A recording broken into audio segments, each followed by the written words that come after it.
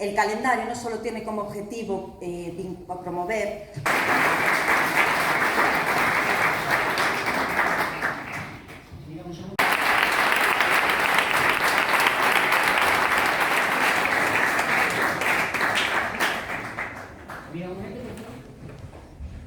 Gracias.